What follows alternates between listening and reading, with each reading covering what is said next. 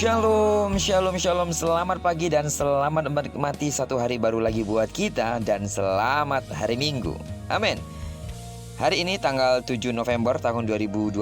Terpujilah Tuhan kita yang hidup, karena dalam anugerahnya Dia telah memberkati tidur malam kita dan membangunkan kita di hari yang luar biasa ini. Seperti biasa, sebelum kita lebih jauh melakukan semua kegiatan hari ini, terlebih saat kita akan beribadah baik secara online maupun secara onsite, serta mungkin kita akan melakukan beberapa pelayanan sepanjang hari ini, marilah kita kembali sama-sama merenungkan firman Tuhan yang akan menjadi pedoman dalam menjalani hari ini, yang akan tetap kita ambil dari pembacaan Alkitab 22 hari bersama kitab 1 Raja-Raja.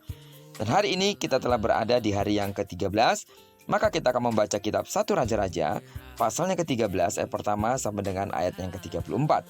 Dan sebagai judul perenungan kita hari ini, kesadaranlah yang membuat orang bertobat, bukan mujizat. Sebagai pengantar renungan kita hari ini, saya akan coba bacakan untuk kita ayatnya yang ke-6. Lalu berbicaralah raja dan berkata kepada abdi Allah itu, mohonkanlah belas kasihan Tuhan Allahmu dan berdoalah untukku, supaya tanganku dapat kembali.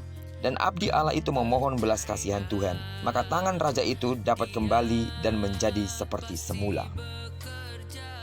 Meskipun Yerobeam telah menjadi raja atas 10 suku Israel, namun ia ragu akan kesetiaan mereka jika mereka masih beribadah kepada Allah di Yerusalem. Maka ia membangun tempat-tempat ibadah baru, mengangkat imam-imam dan menentukan hari raya sendiri. Lalu Tuhan mengutus seorang abdinya untuk menegur Yerobeam serta menubuatkan kehancuran tempat ibadah itu. Mendengar itu, Yerobeam mengulurkan tangannya untuk menyuruh menangkap abdi Allah itu. Tetapi luar biasa, tangannya menjadi kejang dan tidak dapat ditarik kembali. Lalu Yerobeam memohon agar abdi Allah itu mendoakannya, memohon belas kasihan Tuhan untuk kesembuhannya, dan terjadilah demikian. Namun bukannya bertobat, Yerobeam malah membuat patung-patung berhala untuk disembah oleh rakyatnya. Akibatnya Allah mendatangkan malapetaka atasnya serta melenyapkan keluarganya. Sidang jemaat Tuhan yang saya kasih dalam nama Tuhan Yesus, banyak mujizat yang Allah telah lakukan dalam hidup kita, bukan? Namun ada beberapa orang yang mengalami mujizat itu tidak otomatis mengakui kehebatan Allah dan tidak juga mempercayainya dengan segenap hati. Firaun dan para pegawainya bahkan berusaha membuat mujizat tandingan ketika Musa dan Harun menunjukkan mujizat Allah di depan mereka. Mungkin ini salah satu alasan Yesus beberapa kali melarang orang-orang menceritakan mujizatnya. Agar apa? Agar dia leluasa mengajar banyak orang tentang Allah. Karena dengan mengenal Allah, kita akan makin sadar kebutuhan kita untuk diampuni dan diselamatkan olehnya, sekalipun tidak ada mujizat. Dan kita tahu bahwa mujizat terbesar Allah bagi kita adalah ketika Ia mengubah para pendosa yang pantas dibinasakan menjadi anak-anaknya yang terkasih dan mendapatkan warisan dalam kerajaan kekalnya. Yang menjadi awasan buat kita adalah jangan pernah berharap mujizat-mujizat fisik terjadi atas hidupmu kalau mujizat secara rohani belum engkau alami. Apa itu mujizat rohani?